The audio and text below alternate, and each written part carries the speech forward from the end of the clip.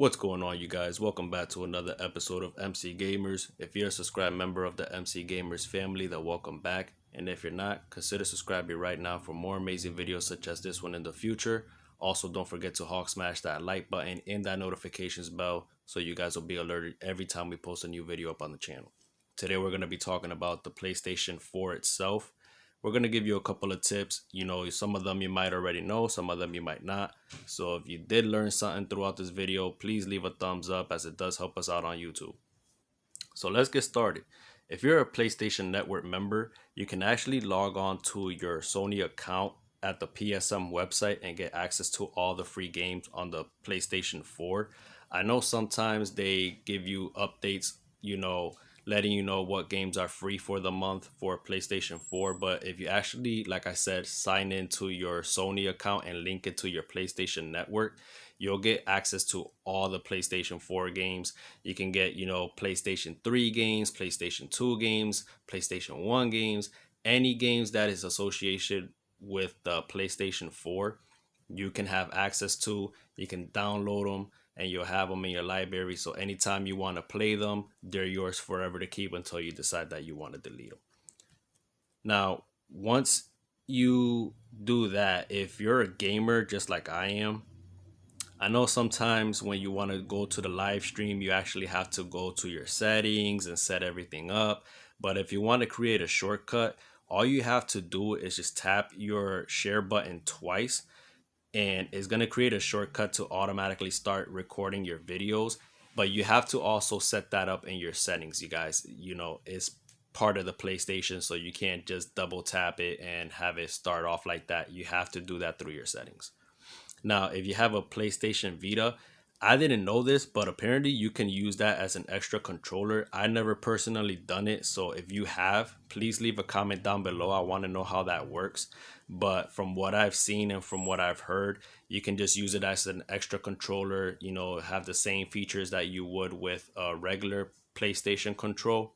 So like I said, if you tried that before, just let me know to see if that's accurate. I would actually like to get a little bit more information about that. As far as voice commands go, just like the Xbox One, the PlayStation does also have it, but you need to have either two things. You need to have either a PlayStation camera, and if you don't have a PlayStation camera, then you have to use the mic that comes with the PlayStation 4.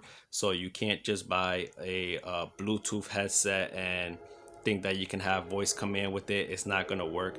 You need to have the PlayStation actual mic that comes with the PlayStation 4, because it has a little button on the bottom. But as well, like I was saying before, you need to set this up on your PlayStation settings in order for the functions to actually work.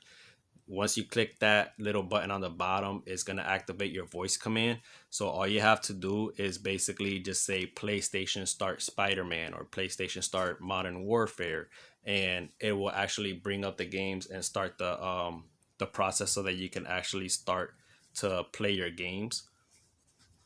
Now, if you have the PlayStation app, you can use this, on iOS or on Android. You can purchase games and link your PlayStation 4 to the app so that you can start your download process once you download the game. So that way, once you get home, all you have to do is just start the game and you're all set to go. You don't have to wait for the long process of the updates or any of that.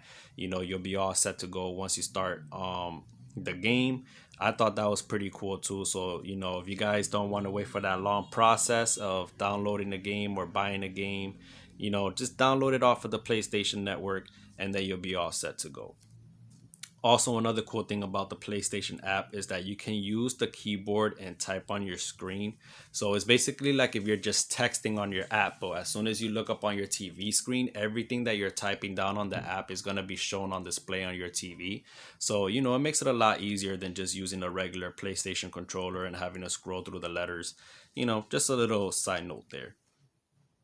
Now, if you didn't know this already, which I'm pretty sure you did, but just in case you didn't, you can use any Android charger to charge your controller, you guys. You don't just have to use the PlayStation controller wire that comes, as part of your PlayStation. You don't have to go all the way to GameStop and just buy a whole new charger. Use any Android charger and you'll be all set to go to charge your controller. Now, You can also set up automatic download on your settings for your games. So basically, that's like if you have to do an update for any one of your games, you don't have to go and do it manually through the settings. You can just set up your PlayStation to have it to automatically start doing the download process for any updates of your games. So you might want to look into that into your settings, you guys. Now, if you actually go to your settings and also click enable HDMI device link, that's a pretty cool feature to have, because if you turn on your PlayStation, it actually turns on your TV at the same time, or vice versa. If you switch your TV input, it will turn on your PlayStation at the same time as well. So that way you don't have to be worried about like where your controller is, where your TV controller is, set like turn on your PlayStation or turn on your TV, and either or of the other device will turn on at the same time. So that's pretty cool. And I think that's something good that you should know. And with that being said, you guys, last but not least, if you have a CD and let's say you're stuck, because let's be real, not everybody has digital games. Some of us like the old school method of having your actual CD, so that way you can transport it to a friend's house or whatever the case may be. But let's say that your friend lost power, or that for some reason the CD won't come out of the PlayStation 4.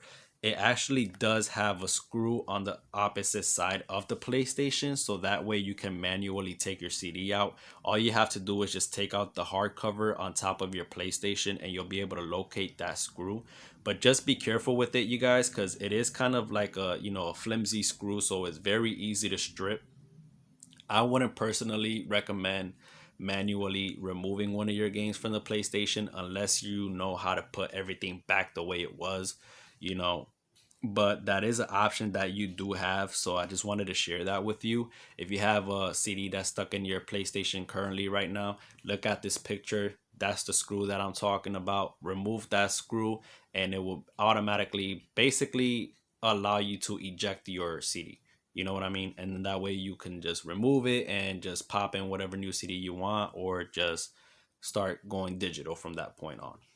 We are actually going to be uploading a video sometime this week about how to change the color of the light bar on your controller. So if you want to see that, be sure to tune into that video. You have a couple of different color varieties that you can choose from, so I'm going to show you guys how to do that and how to make it so that every time you turn on your PlayStation, the color that you picked will be the one to pop up. So if you guys enjoyed this video, if you learned something new, if you can give us any comments on the PlayStation Vita of how to use that as a controller for your PlayStation, please be sure to do that on the comment section. We'll really appreciate it. With that being said, you guys, we'll catch you guys on the next one.